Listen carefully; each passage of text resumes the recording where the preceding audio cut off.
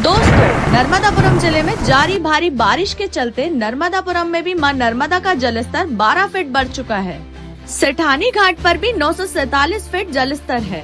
Bargi dam के 9 gate खुले हैं। तवा डैम का जलस्तर 1140 फीट तक पहुंच गया है, जो कि गेट खुलने की सीमा से 26 फीट कम है। जिला प्रशासन ने नदी में तेजी से पानी बढ़ जाने की चेतावनी जारी की एवं आमजन से नदी से दूर रहने की अपील की।